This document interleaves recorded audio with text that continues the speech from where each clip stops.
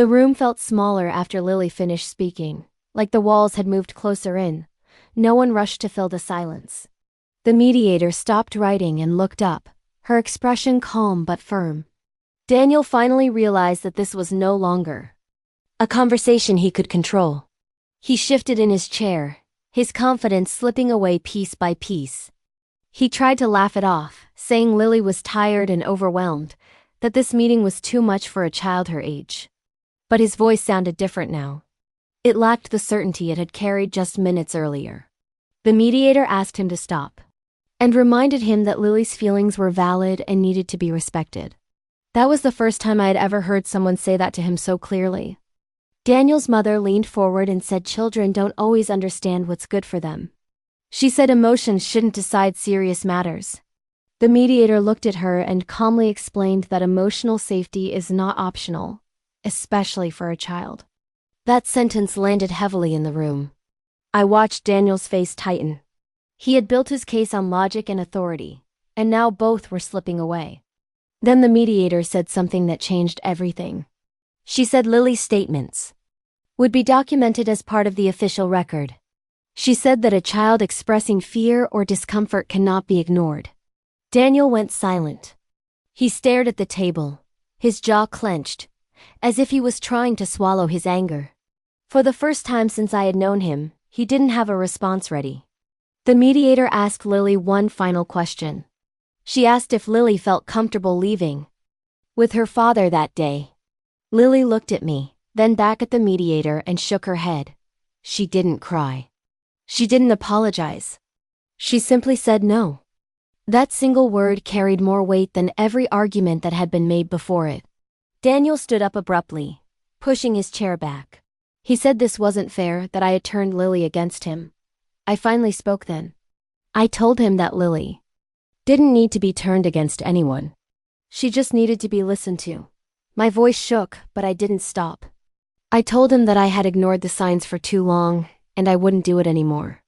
The mediator ended the session shortly after that. She explained that temporary custody arrangements would reflect what had been shared that day, and that further evaluations would follow. Daniel didn't argue. He grabbed his jacket and walked out without looking back. His mother followed him, her lips pressed tight, her earlier confidence gone. As they left, Lily leaned into me and whispered that her stomach didn't hurt anymore. That was the moment I knew the outcome was right. It wasn't loud. It wasn't dramatic. It was quiet, but it was final.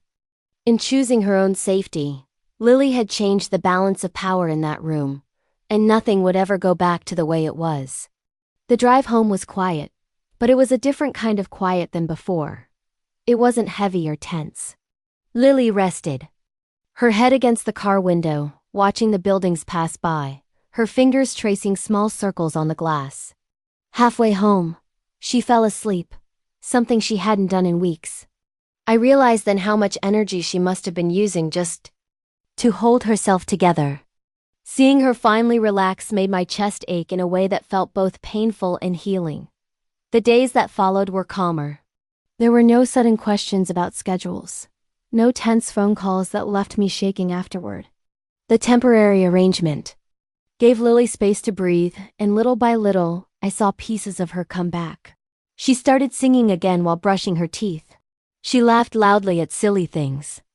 One morning, she ran into my room just to show me a drawing she had made, something she hadn't done in a long time. These small moments told me more than any official document ever could. Daniel didn't reach out right away. When he did, his messages were short and careful. The anger was gone, replaced by distance. I didn't feel relief or victory. What I felt was clarity. I finally understood that protecting my child didn't mean I had failed as a partner or a parent. It meant I had chosen to listen when it mattered most. I also understood that silence, when it comes from fear, teaches children to doubt themselves. Speaking up teaches them that their feelings matter. Lily asked me one night if she had done something wrong by speaking in the meeting. I held her close and told her the truth. I told her she had done something brave. I told her that her voice was important and that she never needed permission to feel safe. She smiled and said she felt lighter. That word stayed with me. Lighter. That was exactly how the house felt now. Looking back, I wish I had trusted my instincts sooner. I wish I hadn't let my fear of conflict keep me quiet for so long. But I also know that this moment changed both of us. Lily learned that her voice has power. I learned that being a parent sometimes means letting your child lead you to the truth. Not every ending comes with applause or closure. Some endings come quietly, through honesty and courage. And sometimes, the most powerful choice in the room belongs to the smallest person who finally feels safe enough to speak. If this story moved you or reminded you of someone you love, take a moment to subscribe to the channel. And tell me in the comments where you're watching from, and whether you believe children should always be heard when it comes to their own safety. The words didn't come from me. They came from my daughter. Dad, you're not coming with us. We were standing in the parking lot outside the mediation office. My bags were already in the trunk. My brother was holding the car door open. My ex-husband Daniel was mid-sentence, explaining something he thought he controlled. When my daughter Lily spoke, everything stopped. No one yelled. No one moved. Daniel didn't even blink. That silence hit harder than any argument we'd ever had. I looked at my daughter, just 7 years old, standing straight, holding my hand like she had made a decision she wasn't taking back. In that moment, I knew this wasn't just about custody anymore. This was about safety. This was about choice. And this was the moment everything in our family changed. If you've ever watched someone you love find the courage to speak when you couldn't, you'll understand what came next. Before we continue, take a second to subscribe to the channel and comment where you're watching from. I want to know who's listening to this story with me. My name is Naomi Walker. I never planned to raise my daughter alone, and I never imagined I would need her to teach me what strength really looks like. After the divorce, I tried to keep the peace. I agreed to schedules I didn't like. I stayed quiet when Daniel made comments that cut deep. I told myself that keeping things calm was better than fighting. Daniel liked control, but he called it care. He liked to decide everything. He liked to be right. Whenever I questioned him, he would smile and say, "You're overthinking again." And I would let it go. At first, Lily seemed fine. Then small things changed. She stopped singing in the car. She stopped asking when she'd see her dad. She started whispering instead of talking. One night, she asked me a question I wasn't ready for. "Mom, do people have to stay where they don't feel good?" I told myself she was tired. I told myself I was imagining things. I told myself that grown-ups know better. But deep down, I knew something wasn't right. The mediation meeting was supposed to be simple. Daniel walked in, confident, relaxed, already talking about plans he had made without asking anyone else. His mother sat beside him, nodding along.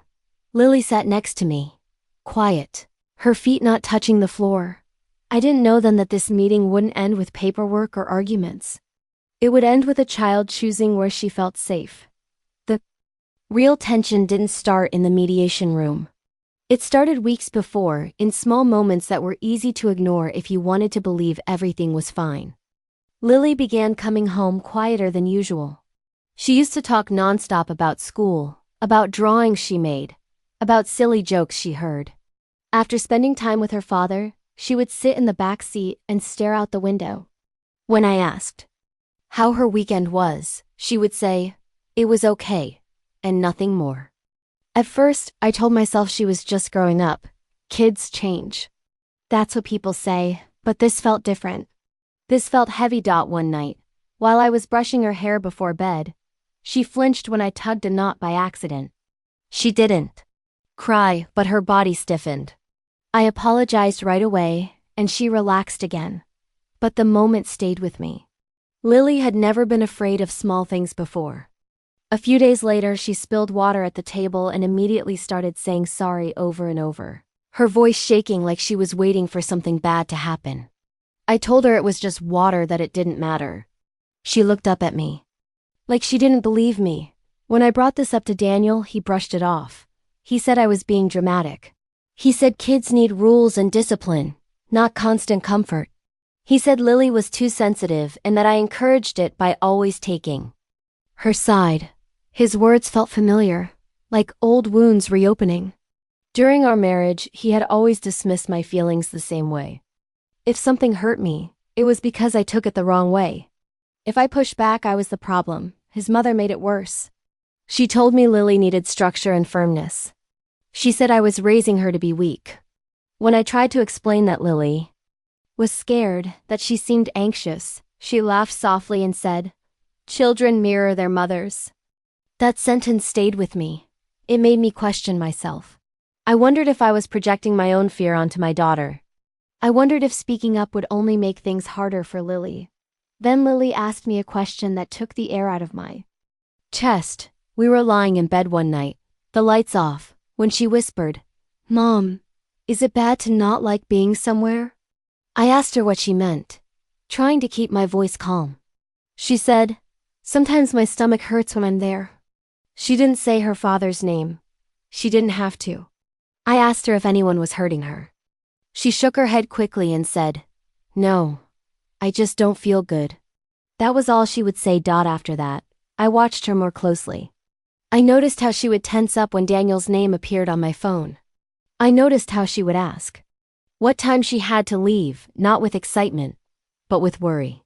I noticed how she clung to me on the morning she was supposed to go with him. Each time I told myself not to overreact. I told myself this was just part of divorce. I told myself, children adjust. The mediation meeting was meant to solve everything calmly. Daniel had requested it, confident that it would go his way. He walked in smiling, shaking hands, talking about schedules and school zones as if Lily was a project to manage. He spoke about stability, about what made sense on paper. He talked over me more than once, correcting my words, explaining my own concerns as if I couldn't be trusted to speak for myself. Lily sat beside me, small and quiet, swinging her legs that didn't reach the floor. No one asked her how she felt at first. They talked about her as if she wasn't in the room. That hurt more than anything. I watched my daughter shrink into herself while adults decided her life around her. I wanted to speak up, to interrupt, to demand that someone listen to her, but fear held me back. Fear of making things worse. Fear of being labeled difficult. Fear that I would lose control of the situation completely. As the conversation went on, Daniel leaned forward and said, with confidence, that Lily should spend most of her time with him. He said it was logical. He said it was better for her future. He didn't look at her once when he said it. That was when I felt something shift inside me. I realized the conflict was no longer between Daniel and me. It was between Daniel's need for control and Lily's need to feel safe. And I didn't know yet how it would end. But I knew it was reaching a breaking point. The mediator finally turned her attention to Lily. After nearly an hour of adults talking over each other, she leaned forward and asked in a calm, gentle voice where Lily felt most comfortable. The room went quiet. I felt my heart start to pound, not because I didn't know the answer, but because I was afraid of hearing it out loud. Daniel smiled, already confident. He nodded slightly, as if the question had been asked only to confirm what he believed was already decided. Lily didn't answer right away. She looked down at her hands, twisting her fingers together the way she did when she was nervous. I wanted to reach out and pull her into my lap, to protect her from the weight of the moment, but I didn't. This had to be her choice. The mediator waited patiently, not rushing her. For the first time that day, an adult was actually giving Lily space to speak. Daniel cleared his throat and said that Lily didn't always know how to express herself, and that he could help explain what was best for her. The mediator gently stopped him and said she wanted to hear directly from Lily. That interruption felt small, but it mattered. I watched my daughter take a deep breath, her shoulders rising and falling. When she finally spoke, her voice was quiet, but steady. She said she felt safe with me. Daniel laughed softly and shook his head. He said Lily was confused and that children often say what they think their mothers want to hear. His mother agreed, adding that Lily had always been emotional and easily influenced. Hearing them talk about her that way made something snap inside me. For years, I had stayed quiet to keep peace. In that moment, I realized my silence had only taught Lily to stay quiet too. Before I could speak, Lily stood up. The chair scraped. Against the floor, loud in the still room. Everyone looked at her. She walked over to me and slipped her hand into mine, squeezing it tightly. Then she turned and faced her father. She didn't look angry. She didn't look scared. She looked certain. She said she didn't like how she felt when people talked loudly. She said she didn't like being told she was too sensitive. She said she felt calm at home with me. Each sentence landed like a quiet truth no one could argue with. Daniel opened his mouth to interrupt her, but nothing came out. He had never prepared for this. He had prepared for arguments, for paperwork, for negotiations. He hadn't prepared for his daughter's honesty. The mediator began writing notes, her expression serious now. She asked Lily a few more simple questions, and Lily answered them without hesitation. I realized then that the decision had already been made, even if no one said it out loud yet. Lily wasn't choosing sides. She was choosing safety. As I held my daughter's hand, I understood that this was the moment everything turned. Not because I finally spoke up, but because my daughter found the courage to speak for herself.